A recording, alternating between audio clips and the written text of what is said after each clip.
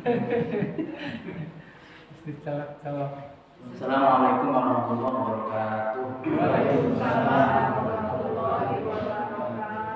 Alhamdulillahirrahmanirrahim. Wabihi nasta'inu ala umuri waddin. Wassalatu wassalamu ala asyrafil anbiya'i wal mursalin wa ala alihi wa ashabihi ajma'in. Hadirin Bapak dan Ibu sekalian, alhamdulillah dengan izin Allah Subhanahu wa taala, setelahnya sekian lama, sekian waktu dari bulan ke bulan karena wabah, baru kita bisa melanjutkan lagi untuk Al-Muhajir ini malam ini kalau tidak salah. Insya Allah kita mulai malam ini ke depan kita lanjutkan program kita. Mudah-mudahan kita tetap sehat ya Bapak sekalian, sehat lahir batin, tidak terpengaruh oleh berbagai hal yang sedang terjadi. Tapi kita lempeng saja, lurus saja dalam rangka melaksanakan ibadah, baik ibadah hubungan antar manusia, hubungan tentu saja yang lebih khusus lagi hubungan Allah Subhanahu wa taala. Nah, untuk program saya sebenarnya sejak lama, dari mulai program setelahnya periode yang terhormat Pak Dedi, saya itu menelaah terkait dengan ayat-ayat akhlak ya. Walaupun tidak diuruskan tentang ayat-ayatnya, tapi arahnya kepada penekanan ke arah akhlak.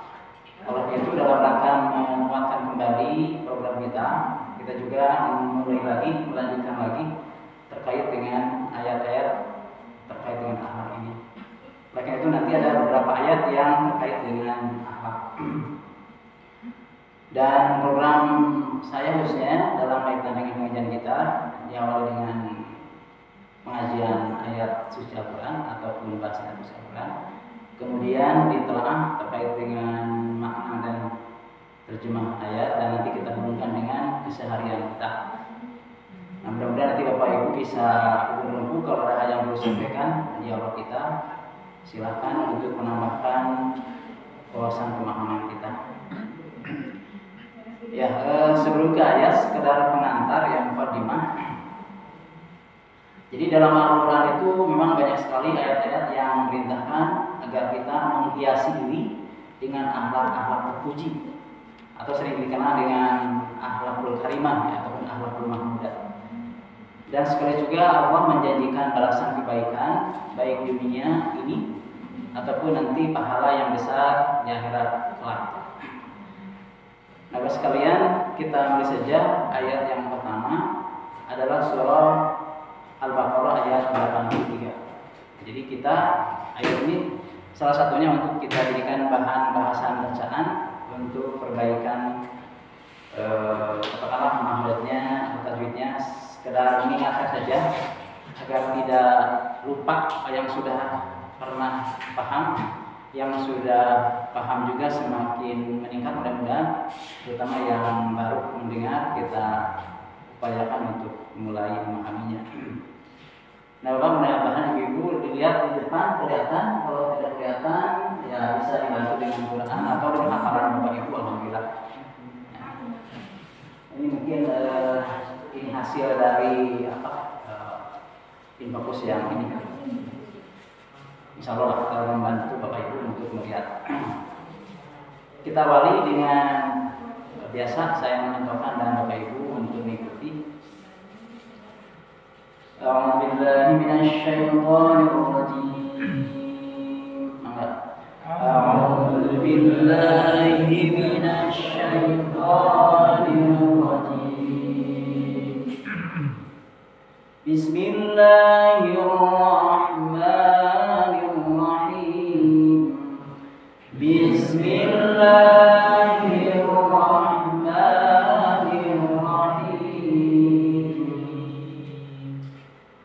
Wa idh akhadna mitsaqa bani Israila la ta'buduna illallah. Wa idh akhadna mitsaqa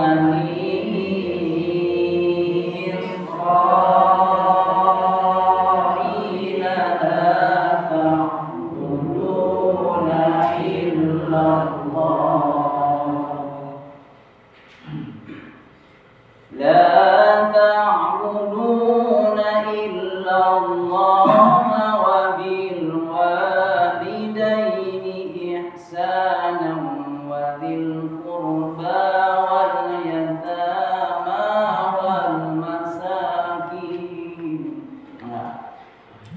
لا تعبدون إلا الله وبالوالدين إحسانا وذي القربى واليتامى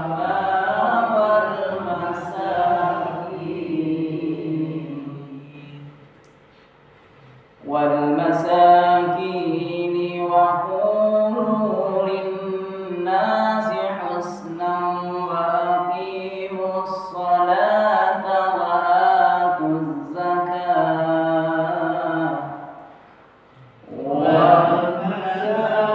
والمساكين وقولوا للناس حسنا وأقيموا الصلاة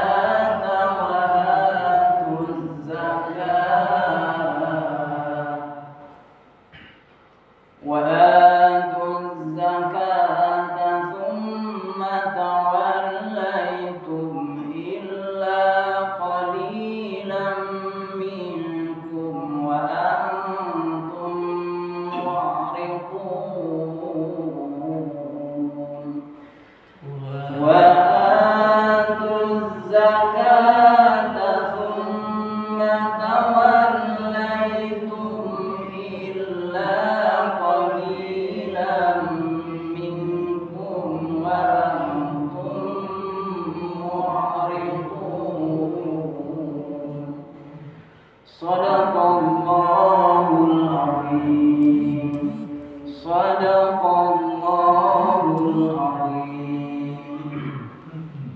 Bapak sekalian dan ibu-ibu, kita bahas sekilas mengingatkan bacaan kita. Dari ayat ini beberapa hal terkait dengan pertama makhraj ya. Jadi keluar hurufnya. Jadi kita perlu mengingatkan kembali di dalam bacaan sholat kita itu sangat berpengaruh karena bacaan kita. Jadi kalau bacaan Qurannya bagus, insya Allah kita juga berpengaruh, nilainya sholat juga bagus. Kalau Qurannya tidak bagus, maka sholat juga terpengaruh oleh bacaan kita. Oleh karena itu diusahakan untuk menambah kualitas sholat kita sehari-hari, bacaan juga diusahakan sebaik-baiknya. Dan diantaranya yang paling mendasar adalah makhrajnya. Jadi pengucapan dalam mengeluarkan huruf-hurufnya. Yang dekat saja di sini misalnya wa'id akhadna. Di sini ada dal ya. Dal yang ada titiknya itu jangan sampai tertukar dengan dal yang tanpa titik. Jadi karena sangat berefek kepada pengucapannya. Kalau tanpa titik kan punya pengaruh menjadi mantul, kalau ini tidak. Kalau dal ada titiknya ini wa'id. Beda dengan yang tidak ada titiknya. Qad, nah itu kita ingat dengan istilah qalqalah sebagainya.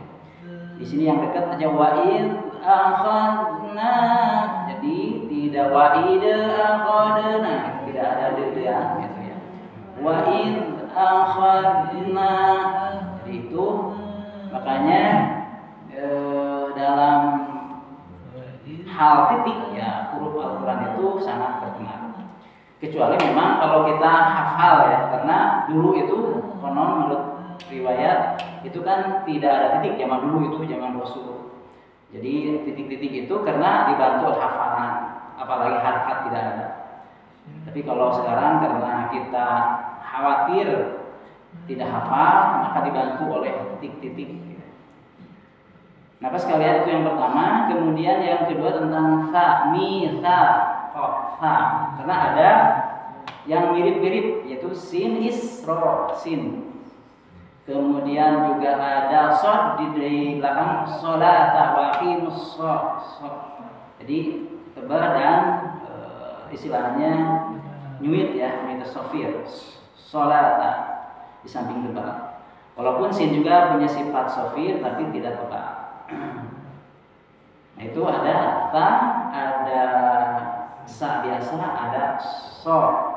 Jadi husna sin biasa, sholata so. Itu yang kedua mahraj. Kemudian yang berikutnya mahrajnya juga terkait dengan sifat adalah qaf dengan fa ya. Masih ingat kita?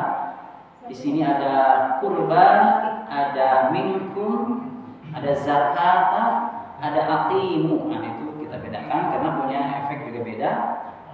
Qaf itu punya sifat mantur, qalqalah, kaf tidak. Kaf punya sifat gesis, sama qaf tidak. Nah itu jadi punya masing-masing perbedaan. Dan kaf akan terasa ketika mati. Kaf juga. Kaf ketika mati adalah berdesis. Akbar. Jadi kalau qaf justru akbar. Tapi tidak. Kalau misalnya apa lam. Nah jadi itu kaitan dengan makhraj sekali juga sifat huruf. Ya, Bapak sekalian, di sini panjang pendek mungkin untuk kita ingatkan untuk kita semuanya. Secara umum di sini banyak matobi banyak ini duna, kemudian yatama masa ini banyak yang dua api, sholat, zakat dan seterusnya, qoli. Nah, tapi juga ada yang oleh kita perlu penyikapan dengan alternatif pilihan. Misalnya di sini ada kalimat misalnya mu'ridun lah yang ini ujungnya. Ini sebetulnya Bapak sekalian boleh memilih antara 2 harokat, 4 harokat, 6 harokat dari sukun itu. Kalau nyantai apalagi dilakukan diramakan mu'ridun. Nah itu kan boleh silahkan. Nah, jadi panjang atau hanya sekedar mengejar harokat saja mu'ridun misalnya. Atau Bapak mengejar odoj ya, mengejar cepat tamat seminggu sajuz misalnya. Nah, itu tidak panjang-panjang muridunnya 2 harokat saja mu'ridun karena ingin segera selesai 1 juz. Nah, itu yang pilihan. Tapi ada yang harus berusaha memperkirakan 5 harokat atau 6 harokat. Ada yang mengatakan 5 harokat semacam ini roh, ada juga yang mengatakan tadi itu 6. Tapi saya lebih memilih yang 5 harokat itu. Saya baca dalam beberapa sumber itu kebanyakan mengatakan mad wajib itu 5 harokat. Misalnya Isra walaupun tidak ada tanda alis di atas, itu tetap panjangnya diusahakan maksimal. Isra naik panjang. Tapi kalau yang muridun ini pilihan, sangat ini pilihan menghadapi alifnya beda kata nih mad jaiz ini ke sini, tapi roh ke sini menjadi mad wajib. Makanya walaupun Bapak Ibu saya tidak menemukan tanda bendera itu di sini, itu tetap menghadapi hamzah beda kata mad jaiz boleh pilih 2, 4, 5. Ini 5 saja mad wajib karena menyatu Israfil. Terakhir saja untuk tajwidnya terkait dengan mim mati. Kalau tadi tentang mad ya, kemudian tentang mim mati. Di sini ada mim mati, ada 1, ada 2, 1, 2, 3. Ini mim mati. Nah, itu kita bedakan. Kalau mim ketemu alif ini biasa-biasa saja, artinya tidak ada panjang, tidak ada dengung, ya idhar syafawi jelas. Tsumma tawallaitum illa saharkat. Ini mim ketemu alif. Tapi ketika mim ketemu mim di sini ada mim. Jadi idgham mutamathilain ataupun idgham mim ini ditahan dulu. Wa antum. Jadi mim ketemu mim di sini. Kalau mim dengan waw sama ini kita syafawi mim ketemu waw. Ini jadi ditahan, tidak hanya sama dengan tum ini, tapi ditahan karena mim ketemu mim. Wa antum mu'ridun. Ini mad istilahnya idgham mutamathilain atau idgham mim ketemu mim. Nah, Bapak sekalian banyak yang perlu kita ungkap lagi, nanti kita ketemu lagi tentang tajwidnya makhrajnya. Tapi secara umum mari kita tingkatkan dan pahamkan semaksimal mungkin makhrajnya, panjang pendeknya, tentang bacaan sifat hurufnya dan juga yang lainnya termasuk idgham mutamatsil lainnya. Ya, sekarang Bapak Ibu bareng-bareng sebelum dilanjutkan ke terjemah terkedah dituntun ku abdi, jadi dipotong-potong tinggawitan la bika ilallah, kemudian diulang la ilaha illallah sampai masakin, diwal masakin sampai batu zakah sampai ujung. Maka supados biasa mengulang lebih baik. Tadi makan baru contoh. Sekarang mungkin setelahnya disampaikan penjelasan, mungkin ada perbedaan dari yang tadi.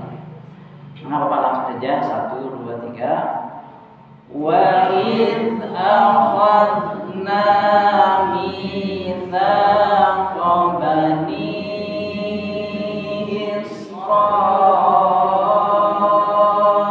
Israil la ta'buduna illallah la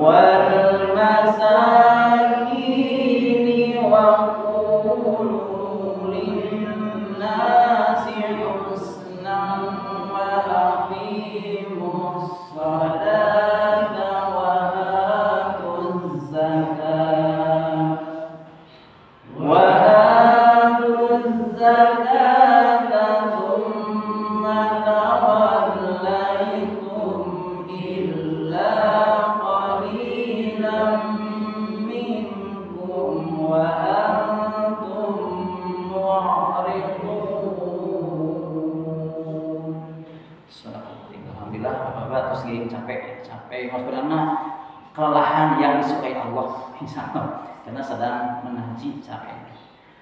Sekalian kita masuk saja ke terjemah dari ayat ini. Jadi tadi disampaikan dalam ayatnya, kalau kita lihat terjemahnya, dan ingatlah ketika kami mengambil janji dari Bani Israil, yaitu janganlah kamu menyembah selain Allah, dan berbuat baiklah kepada ibu bapa, kaum kerabat, anak-anak yatim, dan orang-orang miskin, serta ucapkanlah kata-kata yang baik kepada manusia, dirikanlah sholat dan tunaikanlah zakat, kemudian kamu tidak memenuhi janji itu kecuali sebagian kecil daripada kamu, dan kamu selalu berpaling. Nah, Ibu sekalian, kalau dilihat dari teks ayat secara khusus, ini memang terkait dengan Bani Israil di zaman dulu, di zaman Nabi sebelum Nabi Muhammad SAW. Seperti kita ketahui, Bani Israil terkait dengan Nabi Musa, Nabi Harun, kemudian nabi-nabi yang lainnya. Tapi di dalam kaidah tafsir ada yang disebut dengan bi'ummi lafzi. Jadi kita tidak melihat dari hanya teks ke teks, ya, hubungan ayat dengan ayat sebelumnya sudah, tapi dilihat dari makna secara umum ataupun dilihat dari keumuman lafadznya. Nah, lafadznya secara umum adalah mengajarkan kepada kita di sini, terutama dalam kaitan dengan tema kita, yaitu tentang akhlak, adalah ada beberapa hal yang bisa kita garis bawahi. Jadi ketika bicara tentang perintah dari Allah, ya, kan kita ini mengambil pelajaran itu dari siapapun, termasuk nabi-nabi sebelumnya, khususnya dari 20 nabi yang disebutkan dalam Al-Quran itu, termasuk Nabi Musa, Nabi Harun, dan nabi yang lainnya, di samping dari Rasulullah, Nabi Muhammad. Di sini setelahnya Allah menyuruh atau memerintahkan kepada umat manusia itu jangan menyembah selain Allah, artinya harus menyembah Allah kepada Allah saja. Maka ada kaitan dengan perintah berbuat baik kepada ibu bapa, kaum kerabat, anak-anak yatim, dan orang-orang miskin, serta ucapkanlah kata-kata yang baik kepada manusia. Nah, saya ingin menggarisbawahi dari ayat ini adalah ucapkanlah kata-kata yang baik kepada manusia. Nah, kalau kita bicara dirikanlah sholat itu sudah menyangkut fikih ya, banyak hal yang bisa kita bicarakan. Sholat, dirikanlah zakat itu bahasanya pasti panjang. Tapi ada yang perlu kita garisbawahi dari kaitannya dengan alam ini adalah ucapkan kata-kata yang baik kepada manusia itu. Jadi di sini tidak dibatasi siapapun manusianya. Jadi baik dia orang yang beriman atau tidak, kalau kita bicara sekarang muslim atau tidak, tapi selama dia manusia maka perlu dihadapi dengan sebaik-baiknya. Ini kaitannya dengan bicara. Apalagi bicara sekarang itu, Bapak Ibu sekalian, sangat-sangat rentan dengan penyimpangan-penyimpangan, baik penyimpangan dari tulisan kita atau penyimpangan dari orang yang melihat tulisan kita, atau penyimpangan dari orang-orang yang salah melihat, ataupun penyimpangan-penyimpangan yang lain yang sekarang itu bisa dengan gampang dan dengan cepat untuk bisa merubah ucapan itu. Itu yang baik-baik saja, apalagi kalau sudah diawali dengan ucapan tidak baik. Karena itu zaman teknologi, zaman dunia maya, zaman medsos sebagainya, sehingga yang benar saja jadi salah, apalagi yang sudah salah jadi semakin salah. Makanya disinilah kita harus mengawali dari betul-betul kata-kata yang baik, yang benar. Saya sempat memperhatikan satu tayangan ya dari dunia maya itu, ada satu diskomunikasi dari sederet orang gitu, mungkin belasan orang gitu. Di sana mengucapkannya katakanlah A, kemudian karena seiring perjalanan ucapan itu dari A, B terus ke orang berganti-ganti, ternyata ujungnya itu asalnya A jadi lain ke sana gitu, jadi F gitu ya, jadi A dan sebagainya.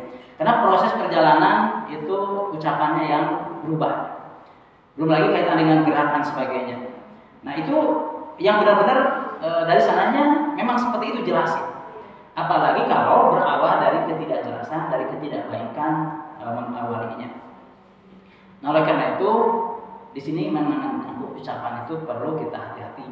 Makanya kalau kita kembali kepada sabda Rasulullah SAW sebagai petunjuk kedua setelahnya Al-Quran adalah falyaqul khairan aw liyasmut. Berkatalah yang baik, kalau tidak bisa lebih baik diam saja. Nah, diamnya itu adalah menjadi emas. Artinya bukan tidak boleh bicara, tapi kesimpulannya kalau mau bicara, bicaralah yang kira-kira bisa melahirkan kebaikan, baik kebaikan untuk dirinya maupun kebaikan untuk orang lain. Itu sekalian satu petikan penting dari ayat ini menyangkut akhlak kita. Kalau akhlak secara mana khusus kan sudah kita bahas pada waktu yang lain lalu gitu ya. Tapi ada dari ayat ini terkait dengan ucapan kata-kata ya, baik kepada manusia. Jadi kan kadang-kadang ada orang itu milih-milih orang gitu ya, ketika dihadapi oleh kita itu, ini adalah kaya gitu, ucapannya yang baik-baik. Tapi kalau ini miskin ngomongnya lain lagi gitu. Nah itu kan suka milah-milah gitu. Ini mah ada bawahan, ngomongnya yang macam-macam. Tapi ini mah ada atasan, ngomongnya juga DP sebagainya. Nah, kemudian ini mah ada apa istilahnya orang yang tidak penting lah gitu, ngomongnya guys sekedarnya saja gitu. Tapi kalau dengan panjang lebar sebagainya. Nah, jadi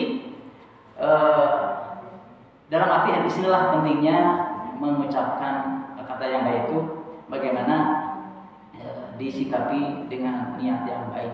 Walaupun tentu saja teknisnya bisa disesuaikan. Sekalian itu yang saya garis bawahi. Dan ternyata ketika bicara kepada manusia itu setelahnya bicara tentang iman kepada atau ibadah kepada Allah secara umum. Jadi artinya berbuat mengucapkan pada manusia itu betapa pentingnya, karena setelahnya bicara tauhid ya.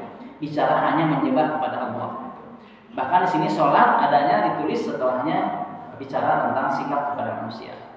Sholat, zakat itu setelahnya bicara kepada manusia. Nah sekalian kalau ada yang ingin bicara silakan angkat tangan saja gitu, kalau ada, karena waktu kita sambil jalan saja. Kalau nggak ada saya lanjutkan. Ada komentar apa? Minta ya orang atas gitu. Nah ini satu contoh lain dari ayat Al-Quran yang juga berkaitan dengan Nabi Musa dulu dan Nabi Harun itu.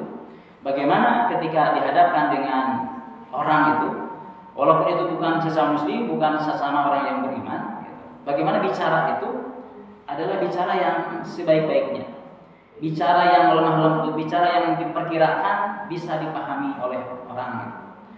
Di dalam ayat ini bisa dilihat ayatnya sekalian di atas. faqula lahu qawlan layyinan la'allahu yatadhakkaru aw yakhsha. Maka berbicaralah kamu berdua kepadanya dengan kata-kata yang lemah lembut. Mudah-mudahan ia ingat atau takut. Nah, di sini ada fakula, ya, itu dengan la-nya dipanjangkan, itu untuk menunjukkan perintahnya kepada dua orang, yaitu maksudnya Nabi Musa dan Harun. Jadi Allah menyuruh kepada kamu berdua. Kan kalau beras satu orang mah cukup dengan fakul. Nah, lahunya di sini kepada Fir'aun, kepada pimpinannya. Jadi Fir'aun itu kan seperti yang kita pahami di dalam sejarah dan juga dalam Al-Quran, bagaimana bejatnya, bagaimana dahsyat keingkarannya gitu. Dari mulai dia senang membunuh orang, kemudian tapi membiarkan perempuan sebagai gundik dan sebagainya, karena dianggap mungkin bisa dimanfaatkan dan juga tidak akan mengganggu kalau wanita bakau itu gitu. Bahkan menjadi sebuah kenikmatan sendiri mungkin untuk Fir'aun itu di dalam kekuasaannya. Nah, sementara dia dengan segala kekuasaannya semakin istilahnya semakin dahsyat ya kecongkakannya, sampai mengaku Tuhan. Ana Rabbukumul A'la, aku Tuhanmu yang maha tinggi atau yang paling tinggi. Nah, artinya betapa bejatnya itu, tapi tetap bicara itu harus yang sebaik-baiknya. Fir'aun itu kepada kalau sekarang kepada presiden gitu ya. Jadi tidak abong-abong beda aliran politik gitu, beda pemahaman, beda keyakinan, kemudian ngomongnya seenaknya saja. Gitu. Jadi bagaimana memberikan sebuah ungkapan pemahaman yang bisa diterima, gitu, diusahakan. Walaupun upaya kita mungkin saja berhasil atau tidak itu urusan lain. Yang penting prosesnya kita berupaya untuk bisa lebih baik. Karena proses upaya kita itu kadang-kadang berhasil, kadang-kadang enggak. Nah, Nabi Musa juga kan ternyata dalam sejarah akhirnya tidak berhasil untuk Fir'aun itu. Walaupun mungkin untuk reng-rengan di bawahnya ada yang ikut kepada Nabi Musa. Tapi untuk Fir'aun sendiri di dalam sejarahnya kan sampai dia ditenggelamkan di Laut Merah itu tetap tidak mengimani. Walaupun iman sudah yugorgir, sudah ditenggorokan nyawanya, artinya sudah terlambat. Nah, artinya tetap walaupun dalam kondisi apapun, ternyata ucapan itu ataupun sikap akhlak kita dalam lisan itu harus sebaik-baiknya. Qaulan layyinan, dengan kata-kata yang lunak, yang lemah lembut. Dengan harapan apa? Nah, di sini ada la'allahu yatadhakkaru, ya mudah-mudahan saja dia menjadi ingat kepada Tuhannya, ingat kepada jalan Nabi Musa, ingat kepada jalan Allah, atau menjadi takut atau yakhsha, takut kepada Allah. Nah, makanya juga kita, mungkin kita kepada anak kita, kepada orang tua kita, kepada saudara kita, kepada tetangga kita, kepada siapapun yang ada di antara kita, dalam kerangka terutama mengingatkan orang-orang sekitar kita, maka tentu saja perlu memilih bahasa yang ukuran lemah lembut untuk orang tua seperti apa, ukuran lemah lembut untuk anak seperti apa, ukuran lemah lembut untuk tetangga seperti apa. Tentu saja kalau istilah hadis itu biqadri uqulihim, sesuai dengan daya nalar mereka atau daya pemahaman, daya kekuatan memahami kita gitu ya. Kita sesuaikan.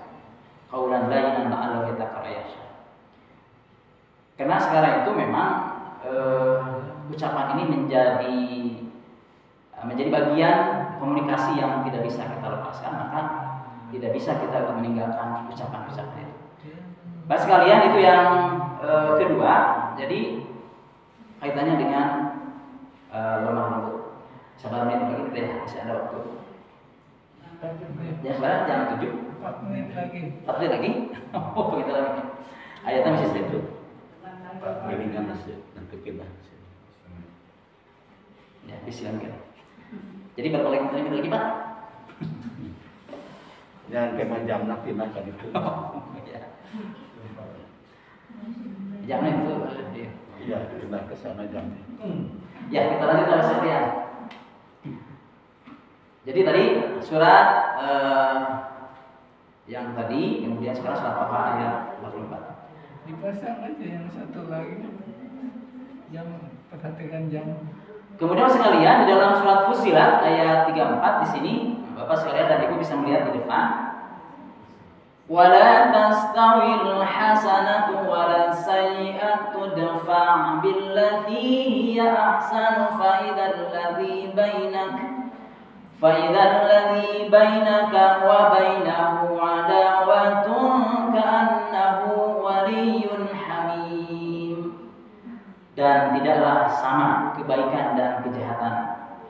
Tolaklah kejahatan itu dengan cara yang lebih baik, sehingga orang yang antaramu dan antara dia ada permusuhan seolah-olah telah menjadi teman yang sangat setia. Nah, ini Bapak Ibu sekalian, betapa indahnya Al-Quran menggambarkan dengan musuh saja itu diibaratkannya seperti tidak ada apa-apa gitu, seperti teman yang setia saja. Itu gambarannya bahasa kita, walaupun di depan kita ini sebetulnya musuh gitu. Ini kurang banyak musuh dalam berpolitik gitu, ataupun musuh dalam perjuangan mencari nafkah misalnya, bukan musuh dalam arti yang terlalu jauh gitu. Tapi ternyata tetap bisa berkomunikasi, tetap bisa menghubungkan ucapan kita dengan cara-cara yang sebaik-baiknya. Sehingga disebutkan di sini dalam rangka menolak saja, dalam rangka menghadapi orang yang berbeda saja, itu tetap masih bisa dengan cara yang lebih baik. Jadi istilah Al-Quran dengan kalimat hiya ahsan, sesuatu yang lebih baik. Jadi kalau di dalam istilah keseharian kali ini hasan gitu ya, ini baik, maka sebetulnya kita bisa pilih yang terbaik. Dan mengatakan terbaik itu setelahnya kita uji ya. Mungkin ini ternyata baik tapi efeknya kurang bagus gitu. Ini baik juga tapi efeknya kurang maksimal. Nah, setelahnya sekian lama pengalaman sebagainya, maka kesimpulannya ahsan itu ada yang terbaik ucapan kita ataupun sikap kita. Billati ahsan, ifaq billati ahsan. Menolak juga ada caranya. Walaupun tentu saja Allah juga Maha tahu mana yang baik dan mana yang buruk. Mana yang al-hasanah, mana as-sayyi'ah. Mana yang sesungguhnya pihak yang benar dan mana pihak yang salah. Ada saja. Ya, jadi sekitar berikutnya orang jantan ketika kita ada di pihak yang benar, di pihak yang hasanah, ketika berhadapan dengan as-sayyi'ah, maka menolak juga dengan cara yang ahsan. Jadi kalau ada yang hasan-hasan itu banyak, maka cari yang ahsan, yang baik.